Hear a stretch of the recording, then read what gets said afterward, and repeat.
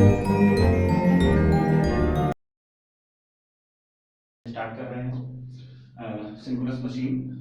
Synchronous machine के बारे में जो ओवरव्यू मैंने पहले आपको दिया था कि क्या होती है मशीन क्या होती है, कौन सा सिंक्रोनस मशीन होती है, कौन सी इंडक्शन मशीन होती है, क्या डीसी मशीन होती है। तो आज हम उसके आगे चलते हुए अब हम बेसिकली क्या पढ़ेंगे, सिंक्रोनस मशीन्स। सिंक्रोनस मशीन्स जब आप पढ़ रहे हैं तो सबसे पहले सिंक्रोनस मशीन्स का क्लासिफिकेशन आपको देखना है कि सिंक्रोनस मशीन किस किस पार्ट में क्लासिफाई की गई है। तो सिंक्रोनस मशीन का क्लासिफिकेशन आपको दिया गया है क्या, एक तो सिंक्रोनस जनरेटर और synchronous motor and synchronous compensator. अब यहां पे आपको समझने की जरूरत है कि सिंक्रोनस जनरेटर क्या है। सिंक्रोनस जनरेटर क्या है कि किसी भी प्राइम मूवर से मैकेनिकल एनर्जी इनपुट आती है जनरेटर में और आउटपुट में क्या देता है, इलेक्ट्रिकल एनर्जी। ठीक है, यानी कि सिंक्रोनस जनरेटर में क्या होगा, कोई प्राइम मूवर का मतलब होता है कि सपोज आपने काम क्या किया कि हमने एक बेसिक कॉन्सेप्ट है हमारा इलेक्ट्रिसिटी जनरेशन का, क्या कि if a coil is rotated in the influence of magnetic field then there is a EMF induced in the coil और वाइस वर्सा। यानी कि वाइस वर्सा का क्या मतलब है कि अगर मैग्नेटिक फील्ड को रोटेट कर दिया जाए इन द इन्फ्लुएंस ऑफ कॉइल तब भी वहां पे एक ईएमएफ इंड्यूस होगा। ठीक है, तो उस ईएमएफ को इंड्यूस करने के लिए जैसा कि हमारा प्रिंसिपल कहता है कि किसी ना किसी कॉइल को रोटेट करना पड़ेगा, या तो कॉइल को रोटेट करना पड़ेगा या तो फील्ड को रोटेट करना पड़ेगा। तब उस रोटेट करने के लिए आप करोगे क्या कि कोई ना कोई या तो मैनुअली आप रोटेट करिए हाथ से, लेकिन इट इज नॉट पॉसिबल क्योंकि कि जो आपके सिंक्रोनस जनरेटर हैं ये बहुत बड़ी मशीन्स होती हैं। आपने जितने thermal power plant, hydro power plant ये सब नाम सुने होंगे, इनमें 3000 आरपीएम पे ये मशीन्स जो होती हैं वो रोटेट करती हैं। तो उतनी स्पीड को कॉन्स्टेंटली रोटेट करने के लिए कोई ना कोई आपको मैकेनिज्म लगानी पड़ेगी। उस मैकेनिज्म में आप क्या करते हैं, उस मैकेनिज्म को कैसे लगाते हैं, एक प्राइम मूवर वर्ड बोलते हैं कि जो उसको पहले से घुमाए, तो उसको क्या बोलते हैं, प्राइम मूवर। तो इस जनरेटर में सपोज ये आपका एक जनरेटर है, ठीक है, इस जनरेटर के साथ एक शाफ्ट लगी होगी जिससे आपको घुमाना होगा इसकी कॉइल को। उस शाफ्ट के साथ एक टरबाइन कनेक्ट करी जाती है। टरबाइन आपने नाम सुने होंगे, टरबाइन। वो टरबाइन क्या करती है, इसमें एक मैकेनिज्म है टरबाइन की, वो भी हम डिटेल में बात करेंगे कि टरबाइन होती क्या है, टरबाइन चलती कैसी है। ठीक है, तो बेसिकली हमने पहले बात करी थी क्या कि सिंक्रोनस जनरेटर जो है एक मैकेनिकल एनर्जी को इलेक्ट्रिकल एनर्जी में ट्रांसफॉर्म कर देता है, यानी कि चेंज कर देता है।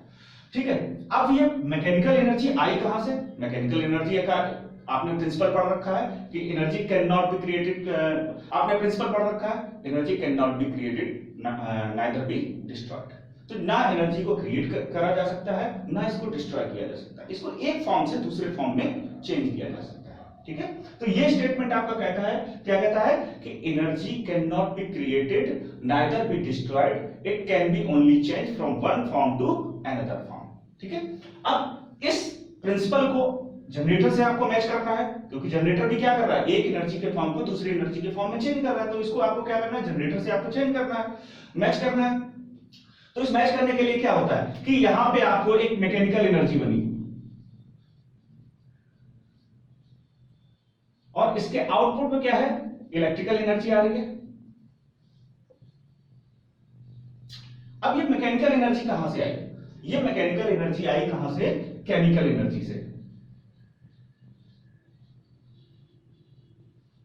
ठीक है, तो बेसिकली मेरा बताने का मतलब यहां पे ये है कि आपको एक चीज क्लियर रहे कि ये जो इलेक्ट्रिकल एनर्जी है, मैकेनिकल एनर्जी है, ये आ कहां से रही है। ठीक है, अगर सिर्फ और सिर्फ इस मैकेनिकल एनर्जी को कन्वर्ट कर रहा है किसने, इलेक्ट्रिकल एनर्जी में। ठीक है, लेकिन इसको ये मैकेनिकल एनर्जी कहां से मिल रही है, ये मिल रही है आपकी केमिकल एनर्जी में, जो कि आपके नेचर में अवेलेबल है। ठीक है, अवेलेबल है तो किसके फॉर्म में है, कोल के फॉर्म में है, पेट्रोल के फॉर्म में है। ठीक है, तो इन सब चीजों का यूज करके आप क्या करते हो, एक बॉयलर वर्ड सुना होगा आपने, बॉयलर वर्ड सुना होगा, इसकी हेल्प से क्या करते हो, वाटर को स्टीम में चेंज करते हो, वाटर को चेंज करते हैं हम स्टीम में। ठीक है, बॉयलर से आपने क्या किया कि वाटर को स्टीम में चेंज किया और स्टीम को हाई प्रेशर स्टीम बनाया और टरबाइन के ऊपर इसको फीड कराया और टरबाइन के ऊपर इसको डाला। ठीक है, अब टरबाइन क्या होती है कि टरबाइन एक कुछ नहीं है, सिंपल सा एक मैकेनिज्म है कि जिसपे क्या लगा होता है कि ब्लेड लगे होते हैं। ठीक है, ऐसे ब्लेड लगे हुए हैं और इन पे अगर हाई प्रेशर से स्टीम को फेड किया जाए तो क्या होगा कि ये टरबाइन रोटेट करने लगेगी। सिंपल सा सबने देखा होगा, एक एग्जांपल देखा होगा कि एक पंखा होता है, फैन है, जो आप किसी भी जहां पे हवा चल रही है आपका फैन अपने आप रोटेट करने लगता है। क्यों करने लगता है? क्योंकि उसमें जो हवा का जो एयर का प्रेशर होता है उस के ब्लेड पे पड़ता है, और ब्लेड क्या होते हैं? टिल्टेड ब्लेड होते हैं, तो वो एक डायरेक्शन में उसके प्रेशर को कम करते हैं, दूसरे डायरेक्शन में ज्यादा करते हैं, जिस डायरेक्शन में ज्यादा प्रेशर होगा उस डायरेक्शन में रोटेट करने लगता है। ठीक है, तो इस प्रिंसिपल को यूज करके आपका क्या होता है? जनरेटर को रोटेट किया जाता है, जो इसमें कॉइल लगी हुई है, और आपको आउटपुट पर इलेक्ट्रिकल एनर्जी मिलती है। दूसरा क्लासिफिकेशन है सिंक्रोनस मोटर। सिंक्रोनस मोटर क्या कहता है कि इनपुट में ये क्या लेता है? इलेक्ट्रिकल एनर्जी लेता है, आउटपुट में ये क्या देता है? मैकेनिकल एनर्जी देता है। तो सिंपल सी बात है कि अब इलेक्ट्रिकल एनर्जी आपके पास अवेलेबल है, जो कि जनरेटर ने आपको दे रखी है, आप उसका काम क्या करते हो कि इनपुट पे आपने दिया, फिर वो इंडक्शन होगा, जो भी होगा, बहुत सारे प्रिंसिपल आते हैं, आगे हम पढ़ते रहेंगे इनको धीरे धीरे, तो वो यूज करता है। सिंक्रोनस कंपनसेटर एक वर्ड है यहाँ पे। तो जो सिंक्रोनस कंपनसेटर होता है ये किसके लिए होता है? ये सिर्फ और सिर्फ पावर फैक्टर करेक्शन के लिए यूज होता है। ठीक है, पावर फैक्टर कंपनसेशन के लिए। पावर फैक्टर कंपनसेशन क्या है कि आपने पढ़ा होगा कि पावर फैक्टर अगर लैगिंग चला जाए ज्यादा तो आप क्या करते हो? कैपेसिटर बैंक लगा देते हो। कैपेसिटर बैंक लगा के आप उसके पावर फैक्टर के केवीआर को आप मेंटेन कर लेते हो। ठीक, सिमिलरली अगर पावर फैक्टर लीडिंग चला जाए तो आप क्या करते हो? इंडक्टर लगाते हो, इंडक्टर बैंक लगाते हो, और आप उसके पावर फैक्टर को फिर से यूनिटी के करीब ले आते हो। ठीक है, लेकिन सिंक्रोनस कंपनसेटर, इसको सिंक्रोनस कंपनसेटर क्यों बोला गया? कि ये दोनों काम करता है। अब कैसे करता है आगे हम डिटेल में इसको पढ़ेंगे, लेकिन ये दोनों काम करता है। अगर लीडिंग जा रहा है तो ये लैगिंग भी लाएगा, और अगर पावर फैक्टर लैगिंग हो रहा है तो ये लीडिंग भी ले जाएगा। कैसे करेंगे आगे हम इसके ऑपरेटिंग प्रिंसिपल और इन सब में देखते रहेंगे। तो बेसिकली सिंक्रोनस कंपनसेटर होता क्या है? Synchronous compensator is nothing but it is only a synchronous motor which is operated at no load. क्या है कि एक सिंक्रोनस मोटर है जिसको आप किसी भी सिस्टम के साथ नो लोड पे ऑपरेट करते हैं। नो लोड का मतलब है कि उसकी शाफ्ट को जो मैकेनिकल आउटपुट है वो आप किसी आउटपुट पे कनेक्ट नहीं करेंगे, जैसे कि तैसा छोड़ देंगे। तो ये तो चीज हुई तीनों क्लासिफिकेशन के बारे में, क्या है? Synchronous generator, synchronous motor and synchronous compensator. अब हम बात करते हैं कि हम स्टार्ट करते हैं अपने सिलेबस को। सिलेबस हम स्टार्ट कर रहे हैं सिंक्रोनस जनरेटर से। सिंक्रोनस जनरेटर क्या है? सिंक्रोनस जनरेटर है एक एसी मशीन है जो कि क्या करती है? रोटेट्स, जिसका rotor rotates at a speed which bears a constant relation to the frequency of currents in the armature winding. ठीक है, क्या है कि एक स्पीड से रोटेट करता है, उस स्पीड से रोटेट करता है कि जो करंट है उसकी फ्रीक्वेंसी से एक रिलेशनशिप मेंटेन करके चले, तो वो क्या है? सिंक्रोनस जनरेटर है। ठीक है, अब सिंक्रोनस जनरेटर की इंपॉर्टेंस कहां पे है कि आपने कई नाम सुने होंगे, DC generator, induction generator, synchronous generator. तो सिंक्रोनस जनरेटर की इंपॉर्टेंस कहां पे आती है कि सिंक्रोनस जनरेटर जो है आपके जितने लार्ज लोड नेटवर्क्स हैं, जो भी लार्ज नेटवर्क के सिस्टम है, वहां पे सिंक्रोनस जनरेटर यूज होता है। आपने सुना होगा कि हमारे इंडिया में 50 हर्ट्ज फ्रीक्वेंसी पे हम काम करते हैं कि हमारे घरों में कितनी फ्रीक्वेंसी की सप्लाई आती है, तो हम बोलते हैं 50 हर्ट्ज। ठीक है, सिमिलरली यूएसए में क्या है? 60 हर्ट्ज की सप्लाई है।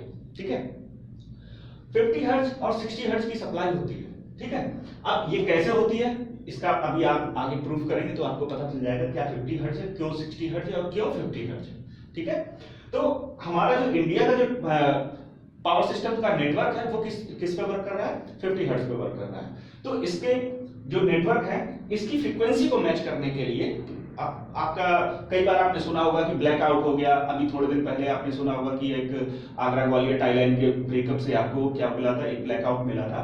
तो उन सब चीजों में क्या होता है कि फ्रीक्वेंसी डिस्टर्ब नहीं होनी चाहिए। हमारी जो पावर रेगुलेटिंग अथॉरिटीज है उन्होंने भी आपको बता रखा है कि आपको फ्रीक्वेंसी वेरी नहीं करनी है। ठीक है, जब फ्रीक्वेंसी वेरी नहीं करनी है तो आपको एक कांस्टेंट फ्रीक्वेंसी पर रहना है। उस कांस्टेंट फ्रीक्वेंसी पर रहने के लिए आपका सिंक्रोनस जनरेटर जो है वो आपका सबसे अच्छी डिवाइस है। ठीक है, क्यों है अभी आगे हम देखेंगे।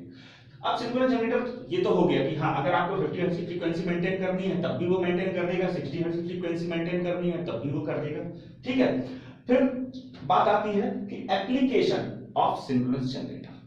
अब जब मैंने बात करी कि हाँ सिंक्रोनस जनरेटर जो है वो उसका जो एप्लीकेशन है वो लार्ज नेटवर्क्स में है, तो लार्ज नेटवर्क में बहुत सारे जो पावर प्लांट होंगे, आपने थर्मल पावर प्लांट आपके एरिया में होंगे, नाम सुना होगा, hydro power plant, thermal power plant, और जितने बड़े बड़े प्लांट होते हैं वहां पे क्या होता है, सिंक्रोनस जनरेटर को यूज किया जाता है। दूसरा क्या है कि लार्ज एयरक्राफ्ट्स में जो प्रोपेलर्स होते हैं उनको प्रोपेलर में जो मोटर लगी होती है उनको प्रोपेल करने के लिए क्या यूज होता है, सिंक्रोनस जनरेटर, उनको सप्लाई देने के लिए, ठीक है। उसके बाद शिप्स में भी सिंक्रोनस जनरेटर का यूज होता है। तो बेसिकली जहां पे भी एक कांस्टेंट फ्रीक्वेंसी या वेरिएबल कांस्टेंट फ्रीक्वेंसी की जरूरत है, सबसे पहला तो इंपॉर्टेंस है इसकी, अगर कांस्टेंट फ्रीक्वेंसी की जरूरत है तो सिंक्रोनस जनरेटर यूज होगा। लार्ज लोड्स है तो वहां पे सिंक्रोनस जनरेटर यूज होगा, ठीक है। तो जितने भी लार्ज पावर प्लांट्स हैं वहां पे सिंक्रोनस जनरेटर का यूज होता है। इसी के साथ आगे चलते हुए हम इसका पढ़ेंगे कि ऑपरेटिंग प्रिंसिपल। ऑपरेटिंग प्रिंसिपल क्या बताता है कि ये कोई डिवाइस वर्क कैसे करती है। तो सिंक्रोनस जनरेटर हमारा वर्क कैसे करता है, ठीक है। तो सिंक्रोनस जनरेटर वर्क को समझने के लिए हमें सबसे पहले समझना पड़ेगा कि हमने शायद कहीं डीसी मशीन पढ़ी होगी इससे पहले, क्योंकि आपने अगर स्टार्ट किया होगा सिलेबस तो डीसी मशीन और पढ़ चुके होंगे, लेकिन फिर भी आपने अगर डीसी मशीन नहीं पढ़ी है तो होता क्या है कि आपने एक बेसिक ऑपरेटिंग प्रिंसिपल बताया कि किसी भी कॉइल को किसी भी मैग्नेटिक फील्ड के इन्फ्लुएंस पर रोटेट किया जाए तो कॉइल में ईएमएफ इंड्यूस होता है। कैसे कि आपने सपोज एक ये दो मैग्नेट्स हैं आपके, नॉर्थ पोल और साउथ पोल, ठीक है, इनके बीच में अगर एक कॉइल को रोटेट कराया आपने, ठीक है, किसी भी डायरेक्शन में, तो इसमें क्या होगा, इसमें जो भी वाइंडिंग होगी उसमें एक करंट फ्लो करेगी और ठीक है। ये तो हमारा बेसिक प्रिंसिपल कहता है जो बहुत पहले से पढ़ते चले आ रहे हैं। उसके बाद हम बात करते हैं कि सिंक्रोनस जनरेटर का ऑपरेटिंग प्रिंसिपल क्या है, ठीक है। सिंक्रोनस जनरेटर का ऑपरेटिंग प्रिंसिपल सेम है। अगर देखिए सिंक्रोनस जनरेटर आपके सिंगल फेज भी होता है, टू फेज भी होता है और थ्री फेज भी होता है। अगर सिंगल फेज सिंक्रोनस जनरेटर है तब क्या होगा कि सिंगल फेज सिंक्रोनस जनरेटर है जो उसमें जितने भी पोल्स होंगे आप उसमें क्या होगा, जो भी एक कॉइल होगी, सपोज ये कॉइल्स हैं, ठीक है, एक कॉइल दूसरे से उसके वोल्टेज एडिशन में कनेक्ट होगी एक से दूसरे की, यानी कि there will be one set of coils, one set of coils, ठीक है। अगर ये तो बात थी सिंगल फेज की, अब बात हम करते हैं टू फेज की। अगर टू फेज जनरेटर आपको बनाना है तो वहां पे क्या होगा कि टू सेट ऑफ कॉइल्स लगेंगे, टू सेट ऑफ कॉइल्स, और जो कि 90 डिग्री पे कनेक्ट होंगे। कैसे कनेक्ट होंगे अभी हम जब आगे वाइंडिंग पढ़ेंगे तब हम आपको एक डिटेल बताएंगे, इसलिए मैं आपको डिटेल में नहीं बता रहा हूं, ठीक है। तो टू फेज जो अगर मशीन आपको बनानी है, सिंक्रोनस जनरेटर बनाना है, सिंक्रोनस मोटर बनाना है, तो कोई भी मशीन है वाइंडिंग एक ही तरीके से होगी, चाहे सिंगल फेज हो या डबल फेज हो, एक सेट कॉइल यूज होगा, यहाँ पे two set of coils use होगा, ठीक है। इसी तरीके से थ्री फेज अगर वाइंडिंग बनानी है, सबने पढ़ रखा है अगर थ्री फेज जो सिस्टम होता है उसको बैलेंस करने के लिए कितने फेज डिफरेंस होना चाहिए, 120 डिग्री। तो यहाँ पे क्या होता है कि थ्री सेट ऑफ कॉइल्स आपके यूज होंगे कितने पे, 120 डिग्री फेज डिफरेंस पे, ठीक है, 120 डिग्री फेज डिफरेंस पे, ठीक है। तो ऐसे तो आप इसके कॉइलिंग को बना लेंगे कि सिंगल फेज है, टू फेज है, थ्री फेज है। अब सिंपल सी बात है कि आपने मोटर को चलना कैसे है, कि आपने उसमें क्या दिया, एक जनरेटर है आपके पास, आपको उसको इनपुट देने के लिए एक स्पेस होगा और आउटपुट लेने के लिए स्पेस होगा। आउटपुट लेने के लिए क्या होगा, वायर होंगे कुछ, इनपुट देने के लिए आपको कुछ मैकेनिकल कपलिंग करनी पड़ेगी। तो उस मैकेनिकल कपलिंग में जब आप प्राइम मूवर आपने लगा दिया तो उसने क्या किया, आपकी कॉइल को रोटेट करना स्टार्ट कर दिया, ठीक है। जैसे ही कॉइल रोटेट करना स्टार्ट हुई आपने क्या किया था, मैग्नेटिक फील्ड होगी वहां पे, ठीक है। अब हम बताएंगे एक्साइटेशन क्या होता है, एक्साइटेशन कैसे वर्क करता है, ये भी हम आगे चल के पढ़ेंगे, ठीक है।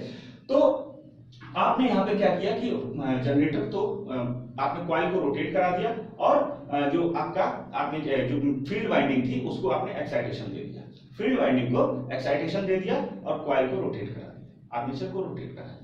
तो जैसे ही आर्मेचर रोटेट होगा और आपने उसमें क्या किया था कि जब आर्मेचर रोटेट हुआ तो उसमें एक ईएमएफ इंड्यूस हुआ, करंट आई, और आपने स्लिप रिंग और ब्रशेस, स्लिप रिंग और ब्रशेस दो इंपॉर्टेंट वर्ड है, स्लिप रिंग एंड ब्रशेस, इनकी हेल्प से जो भी करंट थी वो बाहर ले ली। अब स्लिप रिंग और ब्रशेस क्या होते हैं, मेन बात आती है कि हमने पढ़ा कि स्लिप रिंग एंड ब्रशेस की हेल्प से आप करंट को बाहर लेंगे। सपोज आपको एक दो वायर है आपके पास घर में है, आप एक आपको बल्ब लगाना है कहीं बार पे, आपने एक वायर लेके आए और वो छोटा पड़ गया, तो आप क्या करते हो कि दूसरा वायर लाया जितनी लेंथ की आपकी जरूरत थी और आपने डायरेक्ट कनेक्ट किया और उसमें टेप लगा के ओके कर दिया, ठीक है। लेकिन यही काम करना है कि आपने बताया क्या कि जो आपके जनरेटर है उसकी शाफ्ट जो है वो रोटेट कर रही है, ठीक है, और रोटेट कर रही है उसमें कॉइल भी लगी हुई है, उससे आपको इलेक्ट्रिसिटी या करंट को बाहर लेना है। कैसे लोगे? अगर उसमें हमने डायरेक्ट ऐसे जैसे टेप लगा के हम कनेक्ट करते हैं, अगर लगा दिया तो क्या होगा, शाफ्ट रोटेट करती रहेगी, थोड़ी देर बाद क्या होगा, वायर रैप होके ब्रेक हो जाएगा। उससे बचने के लिए हम क्या करते हैं कि एक कॉन्सेप्ट जो दो डिवाइसेस आई उनका काम क्या था, नाम क्या था, slip ring and brushes. Slip ring and brushes को समझने के लिए सबसे बड़ी अच्छी बात है कि सपोज ये हमारी एक शाफ्ट है, ठीक है, ये हमारी एक शाफ्ट है, ठीक। अब इसमें आप देख रहे होंगे कि यहाँ पे एक देखो ब्लैक सा दिख रहा है, ठीक। आपने काम क्या किया कि यहाँ पे एक रिंग पहना दी इसको, जैसे आप अंगूठी पहनते हैं, हाथों में रिंग पहनते हैं, आपने इसको रिंग पहना दी, ठीक है। उसके बाद आपने क्या किया कि इसके ऊपर एक कोई कॉन्टैक्ट रख दिया जो कि स्प्रिंग से इसके ऊपर प्रेस कर रहा है और ये शाफ्ट रोटेट करती रहेगी और वो दोनों कॉन्टैक्ट एक दूसरे के साथ बने रहेंगे और ये क्या होगा कि परमानेंट कॉन्टैक्ट भी नहीं होगा और इलेक्ट्रिकल कॉन्टैक्ट बना रहेगा। तो स्लिप रिंग एंड ब्रशेस का काम क्या है कि मूवेबल कॉन्टैक्ट से आपका करंट को एक्सट्रैक्ट करना या करंट को प्रोवाइड करना, ठीक है। तो ये काम क्या करते हैं, स्लिप रिंग एंड ब्रशेस की हेल्प से आप इसको करंट को बाहर ले लेते हैं, ठीक है। तो यहाँ पे आया स्लिप रिंग एंड ब्रशेस का काम। इसके आगे हम देखते हैं कि ऑपरेटिंग प्रिंसिपल क्या है, कि सिंपल सी है कि आपने एक मैग्नेटिक फील्ड बनाया, मैग्नेटिक फील्ड के इन्फ्लुएंस में कॉइल को रोटेट कराया तो इसमें ईएमएफ इंड्यूस हुआ, जब ईएमएफ इंड्यूस हुआ तो आपने इसको स्लिप रिंग एंड ब्रशेस की हेल्प से एक्सट्रैक्ट कर लिया और आपने जहां पे यूज करना था यूज कर लिया। तो अभी के लेक्चर में इतना ही। आगे के लेक्चर देखने के लिए सब्सक्राइब करें, लाइक करें अगर वीडियो अच्छा लगा हो और शेयर करें। Thank you.